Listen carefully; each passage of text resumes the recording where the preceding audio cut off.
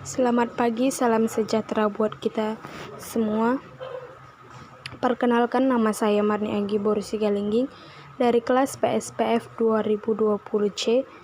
Di sini saya akan menjelaskan dari materi tentang distribusi peluang diskrit dan kontinu. Adapun pengertian dari distribusi peluang adalah sebuah daftar dari semua hasil yang mungkin muncul dari sebuah percobaan dan peluang yang berhubungan dengan setiap hasil.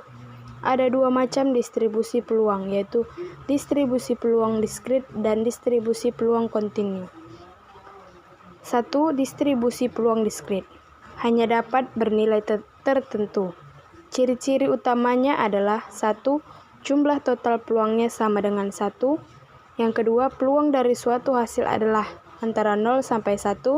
Yang ketiga, hasilnya tidak terikat satu sama lain. Yang kedua, distribusi peluang kontinu dapat bernilai tak hingga dalam suatu jangkauan yang spesifik. Adapun pengertian dari distribusi peluang diskrit, yaitu distribusi peluang diskrit adalah suatu tabel atau rumus yang mencantumkan semua kemungkinan nilai suatu pengubah acak diskrit atau ruang contoh diskrit yang mengandung jumlah titik yang terhingga dan juga peluangnya. Adapun macam-macam distribusi diskrit adalah sebagai berikut. 1. Distribusi binominal. Setiap hasil klasifikasikan ke dalam satu dari dua kategori yang tidak terikat satu sama lain. Yang kedua, distribusi hipergeometris. Distribusi ini hanya memiliki dua macam hasil yang mungkin muncul. Peluang sebuah sukses tidak sama untuk setiap percobaan. Yang ketiga, distribusi Poisson. Distribusi ini menjelaskan jumlah kejadian dari suatu peristiwa selama interval tertentu.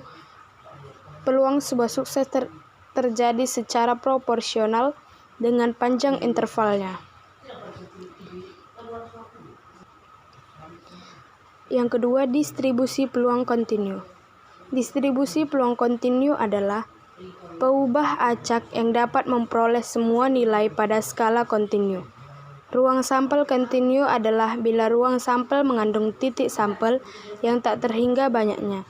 Syarat dari distribusi kontinu adalah apabila fungsi fx adalah fungsi padat peluang peubah acak kontinu x yang didefinisikan di atas. Himpunan semua bilangan real. Distribusi peluang kontinu dibagi menjadi 4. Yang pertama yaitu distribusi normal. Distribusi normal mungkin merupakan distribusi probabilitas yang memiliki penting baik dalam teori maupun aplikasi statistik.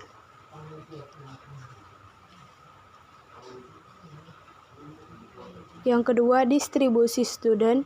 Distribusi student adalah distribusi yang ditemukan oleh seorang mahasiswa yang tidak mau disebut namanya. Untuk menghargai hasil penemuannya itu, distribusinya disebut distribusi student yang lebih dikenal dengan distribusi T.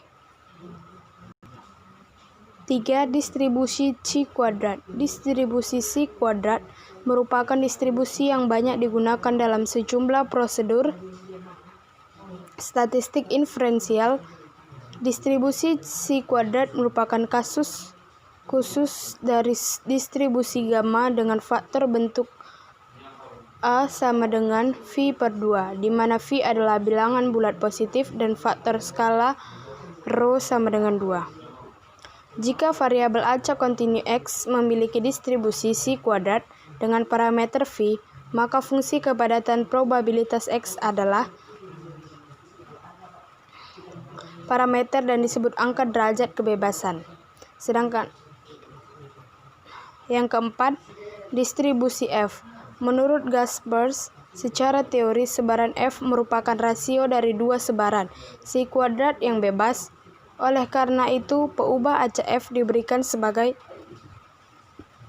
X kuadrat 1 nilai dari sebaran Chi kuadrat dengan derajat bebas phi 1 N1 kurang 1 X kuadrat 2 dan nilai dari sebaran Chi kuadrat dengan derajat bebas phi 2 N2 kurang 1. Oleh karena itu, sebaran phi mempunyai dua derajat bebas, yaitu phi 1 dan phi 2. Sekian penjelasan dari saya mengenai tentang distribusi peluang diskrit dan peluang kontinu.